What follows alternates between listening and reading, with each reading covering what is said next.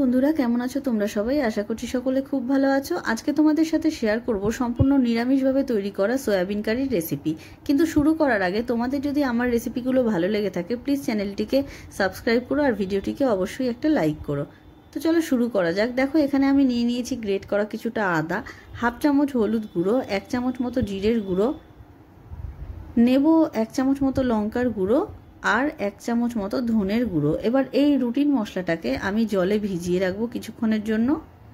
এখানে আমি এইরকম ডুমু করে আলু কেটে নিয়েছি, একটা টমেটোকে স্লাইস করে কেটে নিয়েছি এখানে টমেটো কেচাপ। আমি এখানে প্রায় 2 চামচ মতো টমেটো কেচাপ নিয়েছি। রুটিন মশলাটা যেটা একটু আগেই আমরা তৈরি করলাম, এখানে নিয়েছি ঘি, যেটা আমরা সবার শেষে দেব। এখানে দেখো জয়ত্রী আর জায়ফল গুঁড়ো, তেজপাতা আর নিয়েছি গোটা জিরে। সবার প্রথমে দেখো সয়াবিনটাকে আমরা গরম জলে সামান্য লবণ দিয়ে ভিজিয়ে রাখবো প্রায় 5 মিনিট মতো। এরপরে সয়াবিনটাকে এরকম হালকা হাতে চিপে আমি তুলে নেব। আমি কিন্তু সয়াবিনটাকে ফোটাইনি, আমি কিছুক্ষণ ভিজিয়ে রেখে তারপরে এইভাবে তুলে নিয়েছি। তো এরপরে দেখো কড়াইতে আমি পরিমাণ মতো তেল দিয়ে তাতে দিয়ে দিলাম সামান্য লবণ আর দেব হলুদ গুঁড়ো।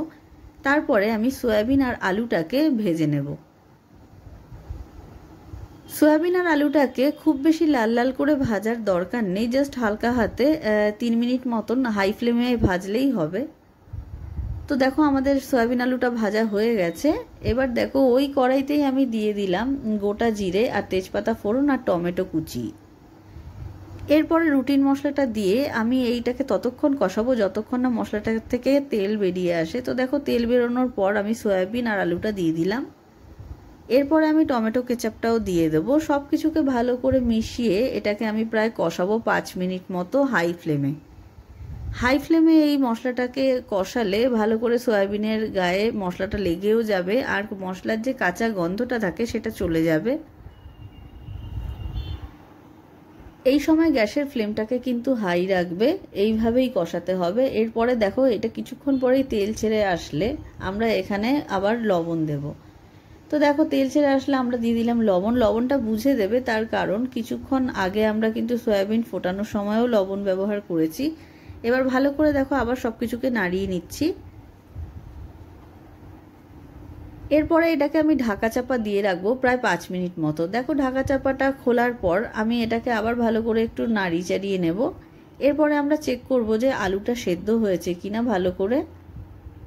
তো দেখো আলুটা একদম সেদ্ধ হয়ে গেছে। এরপরে আমি যে সয়াবিন যেই জলে আমি ফুটিয়েছিলাম সেই জলটাই ব্যবহার করলাম, দিয়ে দিলাম লবণ আর সামান্য চিনি। তোমরা চাইলে চিনি অ্যাভয়েড করতে পারো। দেখো ভালো করে ফুটে গেছে আমাদের গ্রেভিটা, মোটামুটি এটা হয়ে এসছে, একদম রেডি।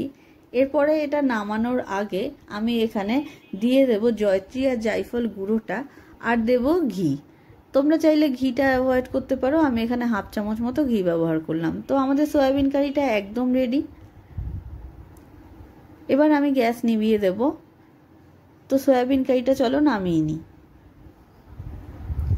তোমরা এই সয়াবিন কারিটা রুটি, পরোটা বা ভাত যে কোনো কিছুর সাথে এনজয় করতে পারো। তো তোমাদের রেসিপিটি কেমন লাগলো অবশ্যই কমেন্ট করে